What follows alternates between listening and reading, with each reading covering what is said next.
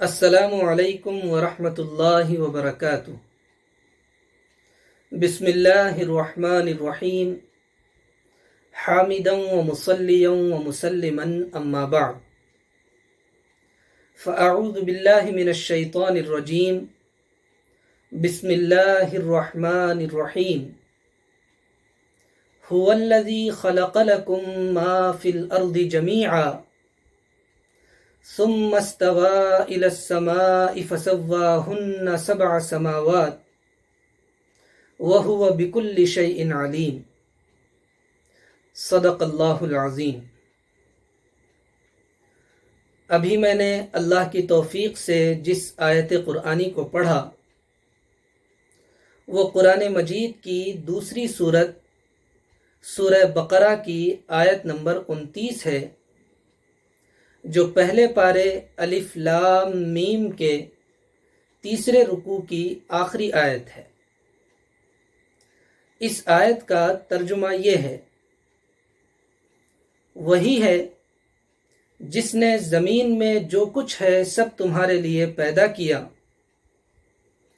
پھر آسمان کی طرف متوجہ ہوا اور ان کو درست بنا دیا 7 آسمان، اور وہ ہر چیز کا پورا علم رکھنے والا ہے۔ اس آیت مبارکہ میں 3 مضمون بیان ہوئے ہیں۔ نمبر 1، زمین میں جو کچھ ہے وہ سب ہمارے لیے اللہ نے پیدا کیا ہے۔ نمبر 2، زمین جو ہمارے نیچے ہے اس میں جو کچھ ہے وہ سب ہمارے لیے پیدا کرنے کے بعد آسمان کی باری آئی جو ہمارے اوپر ہے، اور اللہ نے 7 آسمان استوار کر دیے اور ان کو ٹھیک ٹھاک بنا دیا۔ اور نمبر 3، اللہ ہر چیز کا پورا علم رکھنے والا ہے۔ قرآن مجید کتاب ہدایت ہے۔ ہم انشاءاللہ آیت شریفہ کے ان تینوں مضامین پر غور کرنے کی اور ان سے ہدایت کا فائدہ حاصل کرنے کی کوشش کریں گے۔ پہلا مضمون یہ ہے کہ زمین میں جو کچھ ہے وہ سب ہمارے لیے اللہ نے پیدا کیا ہے۔ زمین میں قسم قسم کے جمادات ہیں، جیسے مٹی، پتھر، لوہا، تانبا، پیتل، کوئلہ، سونا، چاندی، ہیرے، موتی وغیرہ۔ طرح طرح کے نباتات بھی ہیں، جیسے پیڑ پودے، سبزیاں، ترکاریاں، اناج، غلے، پھل پھول، میوے، گھاس، جڑی بوٹیاں وغیرہ، اور مختلف انواع و اقسام کے حیوانات بھی ہیں، جیسے گائے، بیل، بھینس، بھیڑ بکری، اونٹ، مرغے مرغیاں، کبوتر، تیتر بٹیر، گھوڑے، گدھے، کتے وغیرہ۔ یہ اور ان کے علاوہ اور بھی بہت کچھ سب ہمارے لیے اللہ نے پیدا کیا ہے۔ یہ چیزیں خود بخود وجود میں نہیں آئی ہیں، اور نہ ہی ان میں سے کوئی چیز اللہ کے سوا کسی اور نے پیدا کی ہے۔ اس کا تقاضا یہ ہے کہ ہم اللہ کے شکر گزار بنیں، اس کی حمد و ثنا کریں، اس سے بھرپور محبت کریں، اور اس کی عبادت و پرستش اور اطاعت و بندگی کریں، اس کی ناشکری، نافرمانی اور شرک و کفر سے بچیں۔ یہ جو بات ہے کہ زمین میں جو کچھ ہے وہ سب ہمارے لیے اللہ نے پیدا کیا ہے، اس سے ہر طرح کی جمادات، نباتات اور حیوانات، ان سب سے ہمارا افضل و اشرف اور بلند مقام و مرتبے والا ہونا اور ان ساری چیزوں کا ہم سے کمتر اور کم مرتبے والا ہونا بھی مفہوم ہو رہا ہے، معلوم ہو رہا ہے، کیونکہ یہ ساری چیزیں اللہ نے ہمارے لیے پیدا کی ہیں، ہمیں ان کے لیے نہیں۔ ان کو اللہ نے اس لیے پیدا کیا ہے کہ ہم ان کو استعمال کریں، ان سے کام لیں، خدمت لیں اور اپنی الگ الگ ضرورتوں میں مختلف طریقوں سے ان سے فائدہ اٹھائیں۔ اس کا تقاضا یہ ہے کہ ہم ان مخلوقات کو اپنا معبود اور مسجود نہ بنائیں، ان کو مقصود اور مطلوب نہ بنائیں اور ان کی پرستش نہ کریں، بلکہ جس مہربان خالق اور رب یعنی اللہ تعالیٰ نے یہ ساری چیزیں ہماری خادم بنا کر پیدا کی ہیں، ہم اس کی پرستش، اس کی عبادت اور اس کی بندگی اور اس کی شکر گزاری کریں۔ دوسرا مضمون یہ ہے کہ اس کے بعد اللہ نے 7 آسمان استوار کر دیے اور ان کو ٹھیک ٹھاک بنا دیا۔ آسمان کی حقیقت کیا ہے اور دن کے اجالے میں جو نیلا نیلا ہمیں نظر آتا ہے وہ اصل میں کیا ہے، اور آسمان اصل میں کیسا ہے، کائنات کے مشاہدے کی زبردست وسعت اور سائنسی تحقیقات میں زبردست ترقی کے باوجود ہم انسانوں کو اب تک اس بارے میں یقینی علم نہیں ہے۔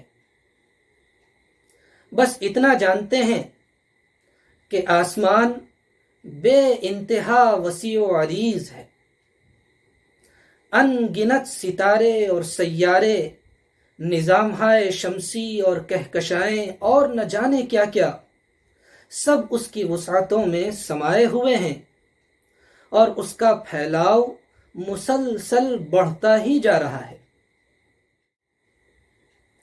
اللہ تعالیٰ کے اس ارشاد سے یہ بات معلوم ہو رہی ہے کہ اس نے 7 آسمان بنائے ہیں، ہم اس پر ایمان لاتے ہیں اور اللہ کے بتانے سے یہی یقین رکھتے ہیں کہ آسمان 7 ہیں، اگرچہ کہ ہمیں کائنات کے اب تک کے مشاہدے اور اب تک کی سائنسی تحقیقات کے ذریعے نہ آسمان کی حقیقت ابھی تک یقین کے ساتھ معلوم ہو پائی ہے اور نہ آسمانوں کی تعداد، لیکن اس کے باوجود ہم اللہ کی بتائی ہوئی بات پر 100% یقین رکھتے ہیں اور ہمیں اس میں ذرا بھی شک نہیں ہے۔ ہو سکتا ہے آج نہیں تو کل کائنات کے مشاہدے اور سائنسی تحقیق کے ذریعے اس کی تائید بھی ہو جائے، لیکن ہمارے ایمان کی بنیاد خود خالق کائنات اور رب العالمین کی دی ہوئی خبر ہے، اور یہ بالکل معقول رویہ اور طرز فکر ہے، کیونکہ خود خالق کائنات کی اطلاع سے بڑھ کر اس علم کا یقینی ذریعہ بھلا کوئی اور کیا ہو سکتا ہے۔ یہاں آسمانوں کو استوار کر دینے اور ان کو ٹھیک ٹھاک بنا دینے کا بھی ذکر ہے۔ ہم ہمارے اوپر والے آسمان کو چاہے براہ راست اپنی آنکھوں سے دیکھیں یا انتہائی ترقی یافتہ اعلیٰ ترین دوربینوں کی مدد سے اس کا باریکی کے ساتھ مشاہدہ کریں، ہم اس میں کسی طرح کا رخنا اور کسر نہیں پاتے۔ وہ ہمیں کامل و مکمل اور بالکل پرفیکٹ دکھائی دیتا ہے۔ ایسا اسی لیے ہے کہ خالق کائنات اللہ تعالیٰ نے اس کو استوار کر دیا ہے اور ایک دم ٹھیک ٹھاک بنا دیا ہے۔ اللہ تعالیٰ کیسی عظیم قدرت والا ہے کہ اس نے بالکل درستگی کے ساتھ 7 آسمان بنا دیے۔ یقیناً وہ عظیم اور قادر رب ہی اس لائق ہے کہ اس کے سامنے عاجزی اور انکساری اختیار کی جائے، اس کی پرستش و بندگی کی جائے اور اس کے آگے سرکشی اختیار کرنے سے بچا جائے۔ ذرا غور تو کریں، 7 آسمان بھی اس کی مخلوق ہیں اور اپنے سارے نظام اور درستگی میں اس کے محتاج ہیں۔ نہ زمین اور زمینی مخلوقات اور نہ آسمان اور آسمانی مخلوقات کوئی بھی معبود اور مسجود بننے کے قابل نہیں ہے۔ لا الہ الا اللہ، معبود صرف اللہ ہے جو ساری کائنات اور تمام مخلوقات کا تنہا خالق و مالک اور پروردگار ہے۔ آیت مبارکہ کے اندر تیسرا مضمون یہ ہے کہ اللہ ہر چیز کا پورا علم رکھنے والا ہے۔ اللہ تعالیٰ کو اچھی طرح معلوم ہے کہ ہمیں زمین پر رہنے، بسنے اور زندگی گزارنے کے لیے کن کن چیزوں کی ضرورت ہے۔ وہ ہماری کسی بھی ضرورت سے ناواقف نہیں ہے، اس لیے ہماری ضروریات کے مطابق اس نے زمین میں جو کچھ ہے وہ سب ہمارے لیے پیدا کر دیا ہے۔ اسی طرح اس کو اپنی پیدا کی ہوئی وسیع و عریض کائنات کے عظیم الشان نظم و انتظام کے حوالے سے بھی تمام تقاضوں اور ضرورتوں کا پورا علم ہے۔ اس لیے نظام کائنات کی ضرورتوں کے مطابق اس نے بالکل درستگی کے ساتھ 7 آسمان بنا دیے۔ اللہ تعالیٰ کتنے زبردست علم والا بھی ہے۔ معبود و مسجود ہستی کو ایسا ہی علیم ہونا چاہیے۔ بھلا وہ معبود ہی کیا جس کو اپنی مخلوقات اور اپنے پرستاروں کی ضرورتوں کا پورا علم نہ ہو، اور اس وجہ سے وہ ان کے لیے ان کی تمام ضرورتوں کے پورا ہونے کے انتظامات نہ کر سکتا ہو۔ علیم اور سب کچھ جاننے والا ہونے کی شان اور صفت صرف اور صرف خالق کائنات اور رب العالمین اللہ کی ہے۔ اس لیے صرف وہی پرستش اور بندگی کے لائق ہے، اس کے سوا کوئی اس قابل نہیں ہے۔ یہ تھی سورہ بقرہ کی آیت نمبر 29، جس میں آئے ہوئے 3 مضامین پر ہم نے اللہ کی توفیق سے غور کرنے اور ان کو سمجھنے کی کوشش کی۔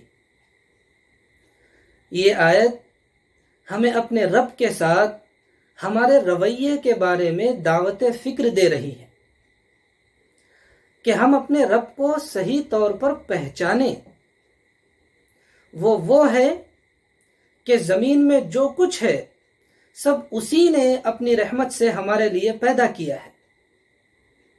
وہ ہے جس نے اپنی قدرت سے بالکل درستگی کے ساتھ 7 آسمان بنا دیے ہیں، اور وہ ہے جس کو ہر چیز کا پورا علم ہے، اور اپنی یہ پہچان خود اس رب نے اپنے پاک کلام قرآن میں کرائی ہے، جس کے کلام الہی ہونے پر سینکڑوں مضبوط اور ناقابل تردید دلائل موجود ہیں۔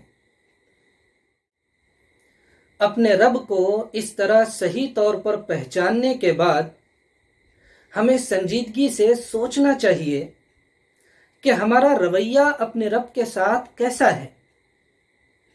اس کریم اور عظیم رب کی بندگی قبول کرنے سے انکار کرنا یا اس کی پرستش اور بندگی میں زمین و آسمان اور کائنات کی مختلف چیزوں کو شریک کر دینا، کیا یہ درست اور معقول ہے؟ حالانکہ ساری کائنات اور اس میں جو کچھ ہے وہ سب اس کا پیدا کیا ہوا اور اس کی مخلوق ہے۔ کیا مخلوق کو خالق کے برابر کا درجہ دے دینا انصاف ہے؟ اس پورے مدعا کو بندے نے اشعار میں بھی ڈھالنے کی کوشش کی ہے۔ عنوان ہے بس وہی معبود برحق، ایک ہے بے عیب ہے۔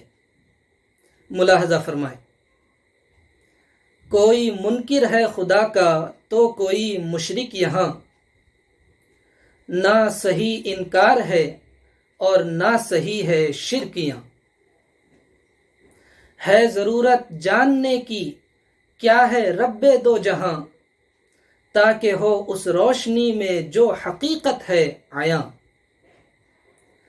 ہے یہ قرآن کا بیاں جو بالیقین نازل ہوا، جس میں کوئی شک نہیں وہ ہے کلام اس ذات کا، جس کا ایک ایک لفظ ہے مینارے نور خدا، جس کا نہ ایک حرف بدلا نہ ہی وہ ضائع ہوا۔ جو زمین میں ہے سبھی کچھ اس کا ہے پیدا کیا، اس نے وہ سب کچھ ہمارے واسطے پیدا کیا۔ آسمانوں کو بھی پیدا اس نے ہی تو ہے کیا، ساتھ ہیں وہ اس نے ہی ان کو مکمل ہے کیا۔